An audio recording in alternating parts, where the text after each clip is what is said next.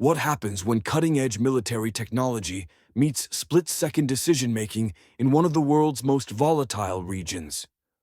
On a summer morning in June, 4 fighter jets carrying enough firepower to level a city block prepare for a mission that will demonstrate the terrifying precision of modern warfare.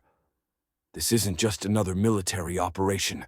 It's a masterclass in electronic warfare, tactical deception, and the kind of bunker-busting technology that can turn solid mountains into rubble in mere seconds.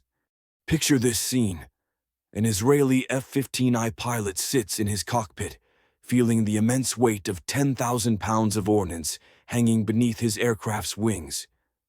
In just 7 minutes, he'll transform a Lebanese mountainside into something resembling a massive parking lot. But first, he faces the ultimate challenge, reaching his target without becoming one himself. The pilot has been strapped into his ejection seat for 23 minutes, methodically running through the same pre-flight checklist he's performed hundreds of times before. Every switch, every system, every detail must be perfect.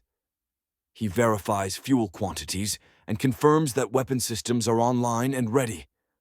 The 2 GBU-28 bunker busters attached to his centerline and wing pylons aren't exactly subtle weapons. At 5,000 pounds each, they represent the most powerful conventional bombs in Israel's entire arsenal. When you absolutely need to delete a mountain from existence, these are the tools that get the job done. Behind him sits his weapons systems officer, known in military parlance as a WISO. This crew member focuses intently on the APG-70I radar controls, preparing the sophisticated targeting systems that will guide their destructive payload to its destination. Their target today is Beaufort Ridge, where Israeli surveillance satellites have been watching construction crews work around the clock for 6 months, blatantly violating the November ceasefire agreement that was supposed to bring peace to this troubled region. The underground facility taking shape beneath that innocent-looking hillside isn't exactly a well-kept secret. When intelligence analysts observe dump trucks arriving empty and departing fully loaded for months on end, even the most junior analyst can deduce that someone is excavating extensive tunnel networks. The question isn't whether illegal construction is happening, it's what exactly they're building down there and how to stop it. At exactly 11:48, the control tower clears the formation for takeoff. The formation leader pushes his throttles to full military power, and the Pratt & Whitney F-100 PW-229 engines roar to life with a sound that can be felt in your chest from miles away. These twin power plants generate 58,000 pounds of combined thrust, and the heavily loaded F-15I needs every single pound of that incredible force. At maximum takeoff weight, this war machine handles more like a freight train with wings than the nimble fighter most people imagine. The acceleration forces both crew members deep into their seats as the massive jet builds speed down the runway. 70 knots, 100 knots, 130 knots. The speed builds relentlessly. At 165 knots, the pilot eases back on the control stick, and the reluctant giant finally breaks free from Earth's grasp, climbing at least 500 feet per minute. His wingman follows 15 seconds later, then the second pair at identical intervals, creating a precisely choreographed ballet of destruction. By 11:50, all 4 F-15I aircraft are airborne, banking northwest toward the sparkling Mediterranean Sea. The flight plan they're following is deliberately indirect, adding complexity that might seem wasteful to civilian observers. Instead of flying straight to Lebanon, a simple 40-mile journey, they'll head west over the Mediterranean, climb to 35,000 feet, then hook north before finally turning east toward their target. This circuitous route adds 20 precious minutes to their mission timeline, but it keeps them outside Syrian radar coverage and away from Russian naval vessels that might compromise their approach. The formation reaches the Mediterranean coastline near Netanya, where the pilots engage autopilot systems and allow the flight management computers to handle the steady climb while they focus on configuring their devastating weapon systems. Each GBU-28 requires individual programming with target coordinates, fuse delays, and precise impact angles. The weapons systems officers input this critical data while simultaneously monitoring their radar warning receivers for any hint that enemy forces have detected their presence. Here's something most people don't understand about carrying bunker-busting weapons. These aren't smart bombs that can be lobbed from 50 miles away like cruise missiles. The GBU-28 needs significant altitude to build the penetration velocity required to punch through hardened underground targets. Physics demands they drop from at least 30,000 feet, which means getting close enough for every radar system in Lebanon to paint them like neon signs against the sky. Passing through 25,000 feet and still climbing, the formation spreads to combat spacing, 500 meters of lateral separation, and 1,000 meters between lead and trailing aircraft. In 6 minutes, they'll turn east toward Lebanon. In 12 minutes, they'll make an entire mountain disappear. But first, they need to blind every radar system between their current position and Damascus. The formation hits 35,000 feet and banks hard right, heading 090 degrees magnetic toward Lebanese airspace. The Mediterranean stretches endlessly below, like a blue carpet, but the pilots focus entirely on their radar warning receivers as threat symbols begin populating their displays like digital Christmas trees. The first detection comes from a Lebanese P-18 spoon rest radar near Tyre, that distinctive low-frequency warble that every Israeli pilot knows by heart. Operating at 150 megahertz in the VHF band, this radar system is older than most of the pilots flying today. Older radars like this are supposedly immune to stealth technology and traditional jamming methods. The key word being supposedly. Lightning flight, music on, the formation leader transmits, and all 4 F-15Is activate their Elisra SPS 21110 electronic warfare suites simultaneously. This synchronized activation isn't random. It's a perfectly choreographed dance of deception at 35,000 feet. The F-15I's electronic warfare suite doesn't just jam enemy radars. It actively deceives them in ways that seem almost magical. The system's digital radio frequency memory, or DRFM, quickly records incoming radar signals, alters them, and sends back convincing false versions. Think of it like having a conversation where someone asks if you've taken out the trash. You say yes, they believe you, and you buy yourself more time before they realize you're still on the couch. The range deception makes the aircraft appear 15 kilometers farther than their actual position. Velocity deception shows them flying backward at impossible speeds. Angle deception splits each aircraft into 3 separate targets, all traveling in different directions. Within seconds, the Lebanese radar operator watches one formation become 12 aircraft that appear to teleport across his scope, violating the laws of physics with casual indifference. Some of these phantom aircraft climb through 60,000 feet, impossible for a loaded F-15I. Others dive below sea level. A few execute instantaneous 90-degree turns that would kill any human pilot.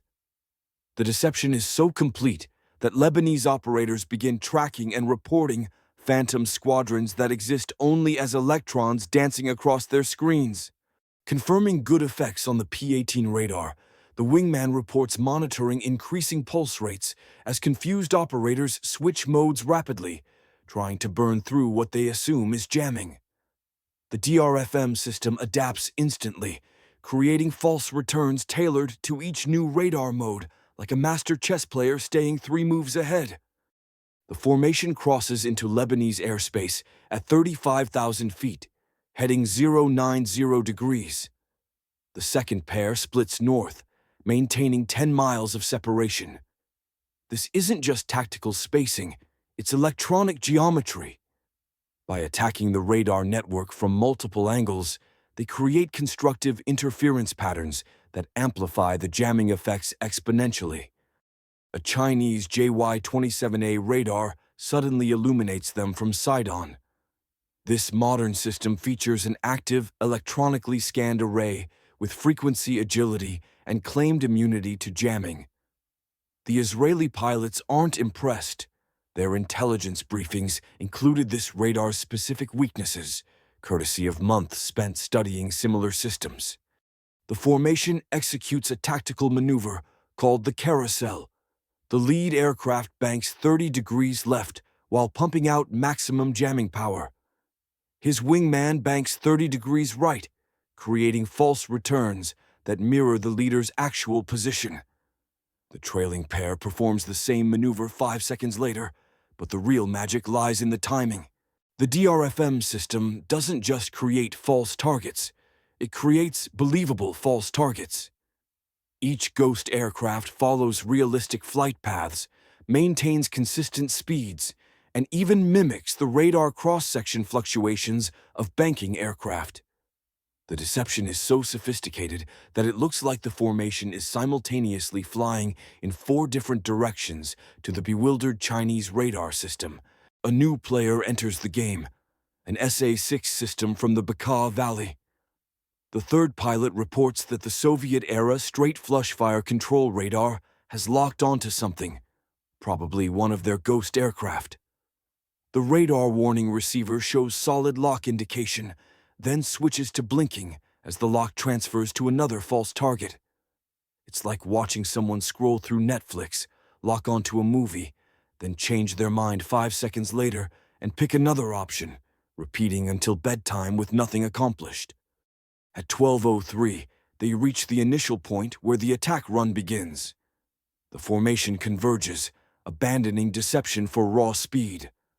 4 F-15Is arrange themselves in echelon formation, staggered diagonally like steps on a staircase. The jets descend through 30,000 feet at 15 degrees nose down, and airspeed builds rapidly. 450 knots, 500 knots, 550 knots. The Lebanese air defense network goes absolutely insane. Every radar within 100 miles illuminates them simultaneously. The radar warning receiver screens look like Christmas trees with different symbols overlapping as multiple systems compete for target locks. But it's too late. In 90 seconds, they'll be over Beaufort Ridge. In 2 minutes, they'll be heading home if everything goes according to plan. The pilots ignore the screaming warnings and focus on their target. It's time to deliver 20,000 pounds of American steel to its new Lebanese address. The formation thunders over the Litani River at 28,000 feet. 4 F-15Is in perfect formation. Below them, southern Lebanon's hills roll toward Beaufort Ridge, and the target area fills their heads-up displays. An innocuous hillside that hides a very guilty secret is about to receive some unwelcome visitors. Lightning lead is fenced in, switching hot, the formation leader announces. The attack phase has officially begun. Each pilot runs through the same muscle memory sequence. Master arms switch on, weapons selected, release mode confirmed to auto. The weapon systems officers in the back seats face the more challenging task of maintaining the LANTIRN targeting pods that will guide 20,000 pounds of ordnance to meter-level accuracy. The LANTIRN pod functions like high-tech eyes and a laser pointer strapped to the jet, helping it see and mark targets so the bombs know exactly where to go. Think of it as the ultimate precision delivery system for packages you definitely don't want to sign for. The lead F-15I banks 20 degrees left, pulling 4 Gs as it aligns with the attack axis. This approach angle isn't random. It ensures both bombs will impact perpendicular to the tunnel system's orientation, maximizing penetration into the underground facility. His wingman maintains position 1,000 meters back and 500 meters right, ready to adjust if the leader's bombs reveal additional details about the underground layout. 60 seconds to release, the lead weapon systems officer calls out as his LANTIRN pod slews to the target. Infrared sensors paint a detailed thermal picture despite the blazing noon sun. The pod's laser designator operates on a principle called semi-active laser homing, using a specific wavelength that sits in the near-infrared spectrum where atmospheric absorption is minimal. This allows the beam to punch through humidity, light rain, and dust that would scatter visible light like a flashlight in fog. The laser pulses at a specific frequency, typically between 10 and 20 hertz, creating a unique signal signature that the bomb's seeker head recognizes as its target among potentially dozens of other designators operating in the same battle space. Think of it like your television remote. Plenty of signals fill the air, but your TV only responds to yours. The underground facility's heat signature bleeds through ventilation systems, generator exhausts, and cooling equipment. The thermal bloom of hundreds of people working below ground creates a distinctive pattern that infrared sensors can detect from miles away. Someone forgot to properly insulate their secret mountain base, a costly oversight that's about to become catastrophically expensive. The formation descends through 25,000 feet at a precise 10-degree dive angle. Airspeed stabilizes at 480 knots, fast enough to complicate targeting solutions for surface-to-air missiles, but slow enough to maintain weapons release parameters. The pilots fight turbulence as they descend through the jet stream, making constant micro-corrections to hold their tight formation. Juke left, SA-8 launch, bearing 185. The warning comes from the trailing aircraft. Sure enough, a plume of white smoke rises from a hillside 15 kilometers south. The OSA mobile SAM system has decided to join the party, sending up a greeting card that nobody wants to receive. The formation breaks left in unison, pulling 6 Gs as chaff and flares bloom behind them like deadly fireworks. Confused by the sudden cloud of false targets, the incoming missile selects a chaff bundle and detonates harmlessly, adding another spectacular but ineffective light show to the afternoon sky. "Resume attack heading," the leader orders, his voice strained against the G-forces crushing him into his seat. They reverse the turn, rolling back onto the attack axis. The defensive maneuver cost them 2,000 feet of altitude in 10 seconds, both precious commodities when threading through an increasingly agitated air defense network. Finally, they reach the release point, 24,000 feet altitude, 8 kilometers from target, 460 knots airspeed. The lead pilot centers his pipper on the pre-planned impact point, where intelligence indicates the main tunnel junction lies hidden beneath tons of rock and concrete. The death dot in his heads-up display shows exactly where 5,000 pounds of hardened steel will arrive in 48 seconds. "Leads away, 2 good releases," he announces, feeling the aircraft jump upward as 10,000 pounds of ordnance departs the pylons. The GBU-28s fall in trail, massive bombs beginning their transformation from potential to kinetic energy. Each weapon deploys small fins for stability, while its laser seekers scan for the coded energy that will guide them home with surgical precision. Altitude is absolutely critical for these weapons. The GBU-28 relies on sheer velocity to penetrate fortified underground targets. More height means more speed at impact, which translates to deeper penetration and greater destructive effect. Think of it like dropping your phone case. The higher it falls, the deeper it disappears under the couch, except in this case, the couch is solid rock and the phone case weighs as much as a small car.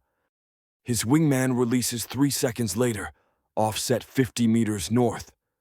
The second pair, assigned to hit suspected exit tunnels on the ridge's reverse slope, releases 8 seconds after that. In the span of 11 seconds, 8 bunker busters begin their descent toward Beaufort Ridge.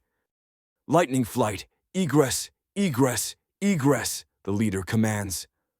All 4 F-15Is roll inverted and pull toward the deck, diving for the relative safety of low altitude. Behind them, their weapon systems officers keep the LANTIRN lasers locked on target, painting invisible spots on the mountainside that the bombs race toward with single-minded determination. In 40 seconds, These bombs will accomplish more in a few heartbeats than politicians typically achieve in decades of negotiations. The first GBU-28 enters its terminal dive at 890 feet per second, just shy of Mach 1. The 5,000-pound penetrator has converted 24,000 feet of altitude into pure kinetic energy. Inside its nose, the laser seeker makes final corrections, tiny fins twitching to adjust the impact point by mere inches. The weapon doesn't see the mountain. Its simple electronic brain processes only two critical pieces of information: the laser spot painting its target and the rapidly decreasing distance to impact. A sophisticated deconfliction computer ensures it won't hit exactly where the laser points, as that would risk destroying the guidance system for following bombs. Instead, it aims 2 meters north, maintaining the laser lock for its brothers falling behind. The weapons systems officer watches through the LANTIRN's thermal display as the first bomb becomes visible, a dark streak against the hillside's lighter background. The crosshairs remain rock-steady on the tunnel entrance, maintained through years of training and steady nerves. The GBU-28 strikes Beaufort Ridge at 396.2 meters per second. The 5,000-pound weapon carries 630 kilograms of tritonal explosive encased in ES-1 Elgin steel alloy. Not ordinary steel, but a specialized blend that maintains structural integrity while punching through obstacles that would shatter conventional weapons. The kinetic energy is staggering, 1.5 billion joules concentrated into a cross-section smaller than a dinner plate. The bomb doesn't explode on impact. That would waste its potential. Instead, a sophisticated delay fuse counts down as the penetrator bores through rock and concrete, waiting for the precise moment of maximum destructive effect. The nose cone meets limestone bedrock in a contest lasting microseconds.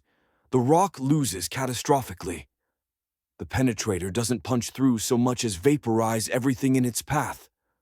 Limestone transforms to powder, then plasma. The weapon bores through 15 meters of solid rock in the first second, barely slowing. It encounters the tunnel system's concrete ceiling, 2 meters of steel-reinforced protection, rated for 2,000-pound bombs. Against 5,000 pounds at near supersonic speed, it might as well be cardboard. The smart fuse counts rotations as the bomb spins through earth and concrete. At precisely 27 meters depth, deep in the tunnel complex's main junction, it triggers 286 kilograms of tritonal explosive, detonating in a confined space designed to channel blast effects horizontally through the tunnel network. The second bomb impacts 2.3 seconds later, 50 meters north. Its penetration path intersects a parallel tunnel system. The third and fourth bombs, dropped by the trailing F-15Is, target the reverse slope exits. Each penetrator follows its own path into the mountain's heart, guided by weapon systems officers who maintain laser locks until impact despite pulling 6 Gs in their egress turns. At 12:06 and 3 seconds, the mountain erupts. 4 synchronized detonations create a phenomenon called constructive interference. Shock waves from each blast meet and amplify, turning solid rock into gravel. The tunnel system channels these forces like gun barrels, creating overpressure that liquefies concrete and transforms steel support beams into twisted modern art. But the real destruction comes 8 seconds later. Israeli intelligence suspected weapons storage, but they dramatically underestimated the scale. The primary blast triggers a devastating chain reaction through ammunition bunkers, fuel stores, and what turns out to be a complete rocket assembly facility. Secondary explosions ripple through the collapsed tunnels, each blast finding new weapons caches to consume. The F-15I crews, now climbing through 15,000 feet on their egress route, witness the mountain erupt behind them. A pillar of smoke and debris rises 3,000 feet into the afternoon sky. The entire north face of Beaufort Ridge slides away like a curtain, revealing the honeycomb of tunnels now open to daylight for the first time. Good effects on target, the lead weapon systems officer reports with professional understatement. His LANTIRN pod continues recording, capturing footage of ongoing explosions as munitions cook off in the ruins. The underground fortress, 6 months of construction, millions of dollars of investment, hundreds of tons of weapons, has become Lebanon's newest quarry in less than 60 seconds. This precision strike demonstrates the terrifying evolution of modern warfare, where advanced technology enables surgical destruction of hardened targets with unprecedented accuracy. The combination of electronic warfare, precision guidance, and devastating bunker-busting weapons represents a new era in military capabilities, one where mountains themselves are no longer safe havens for those who would use them to threaten others.